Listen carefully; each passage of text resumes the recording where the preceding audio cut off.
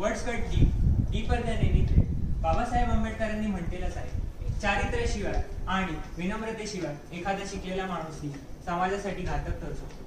जर त्याचे शिक्षण गरिबांच्या उद्धारासाठी उपयोगी नसेल तर तो व्यक्ती समाजासाठी शाप ठरून जातो. त्याच्यामुळे चारित्र्य हे शिक्षणापेक्षाही महत्वाचे आहे.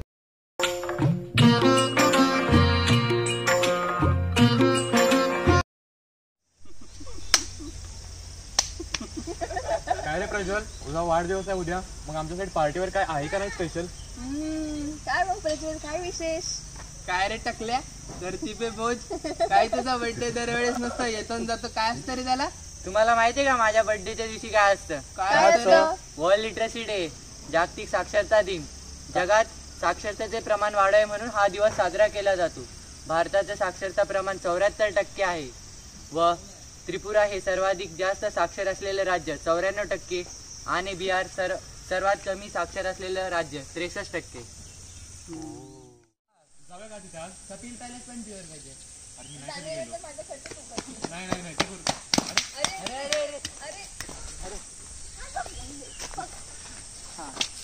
नका मारू, नका मारू, नका करू, नका करू. नाही, याला मी ओळखतो. हा आमच्या गल्लीत पाणीपुरीच्या गाड्यावर काम करतो. हा अशी तू पुन्हा करणार नाही. फोन नका करू. नाही करणार. याची जबाबदारी मी घेतो. लागलं नाही ना? नक्की नाही ना? ठीक आहे ना? ठीक आहे, चला.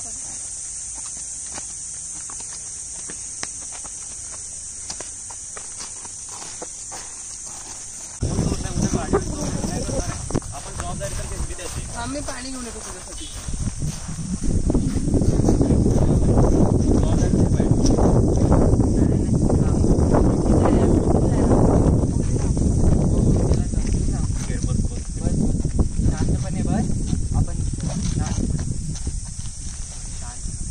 लागलं नाही ना तुला?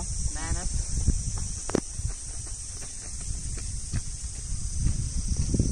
जे पाणी आणलंय ते पाणी का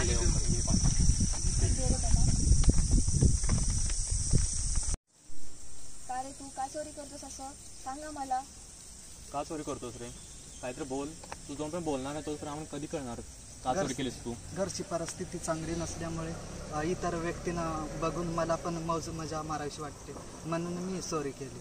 मग त्या चोरी हा एकच पर्याय आहे का? घरी मम्मी पप्पा आहेत ना? हां, असतात. काय करतात ते? शेतमजुरी करतात. तू एकटाच आहेस? हां. शिक्षण वगैरे घेतोस की नाही? कितवीत आहेस? हा, शिकतो, 8वीमध्ये आहे. पण तू बऱ्याचदा मला पाणीपुरीच्या गाड्यावर दिसतोस. मला शिकायला नाही आवडत. शिक्षणाने कोणाचं पोट भरतं का? दृष्टिकोन खूप चुकीचा आहे शिक्षणाबद्दल तुझा.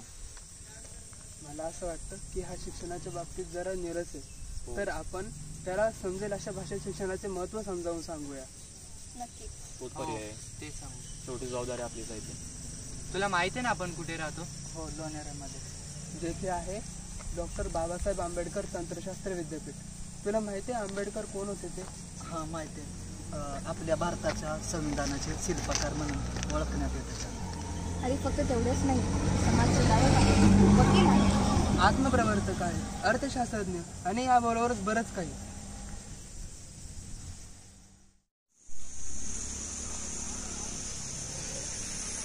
डॉक्टर बाबासाहेब आंबेडकर हे महार समाजात जन्मला आणि महार समाज म्हणजे अस्पृश्य समजले जातात. महार समाजाला त्या काळी अतिशय घाणेरडी आणि भेदभावनाची एक वागणूक दिली जात होती. ते जेव्हा शाळेत जायचे तेव्हा त्यांना सर्व विद्यार्थ्यांपासून लांब बसवले जायचे. म्हणजे अस्पृश्य जातीच्या मुलांना उच्च जातीच्या मुलांपासून लांब बसवले जायचे. ते खाली बसताना एका गोणीवर बसायचे ज्याला कोणी स्पर्श करत नसे. घरी जाताना ते त्यांना घेऊन जावे लागत असे.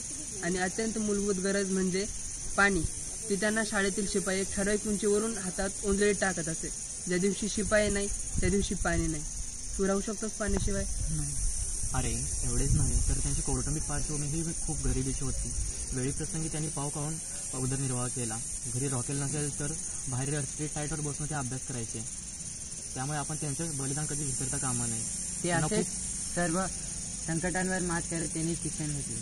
ते पहिले दलित होते ज्यांना मुंबई विद्यापीठात संलग्नित एल्फिन्स्टन कॉलेजमध्ये प्रवेश मिळाला. ते पहिले भारतीय होते ज्यांना अर्थशास्त्रात डॉक्टरेट ही पदवी भारताबाहेरून मिळाली. त्यांच्या कोलंबिया विद्यापीठात 3 वर्षाच्या कालावधीत तब्बल 60 विषयांचा अभ्यास त्यांनी केला. अरे डॉक्टर बाबासाहेब आंबेडकर या भूतलावरील मानवरूपी परीस होता. अरे ज्यांनी त्यांच्या विचारांना स्पर्श केला आहे त्यांचं आयुष्य सोने बनून गेलं आहे.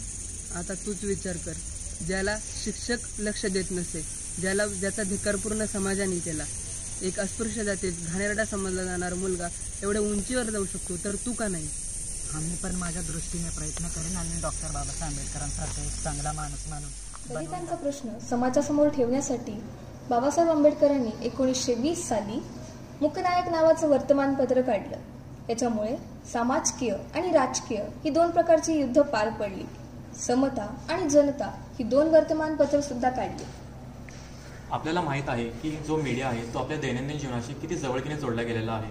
त्यामुळे डॉक्टर बाबासाहेब आंबेडकरांनी 19 जून 1943 रोजी Siddharth institute of mass communication आणि मीडिया याची स्थापना केली.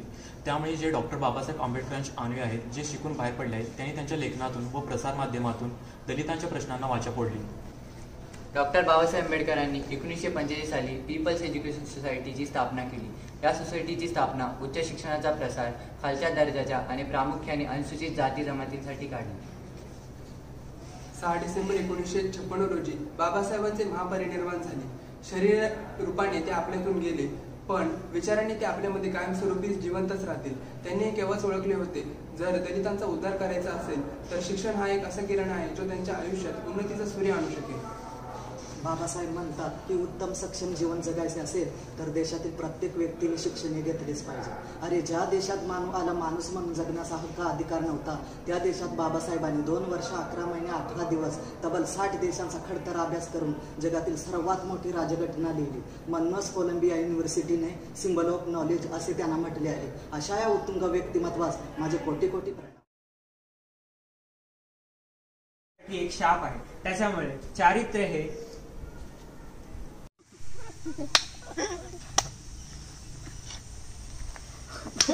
वर्ल्ड लिटरसी डे म्हणजे जागतिक साक्षरता दिन. त्या आपल्या भारताच्या आम्हाला तुझी समस्या कशी कळणार? आमच्या घरची परिस्थिती कळणार का चोरी केलीस तू?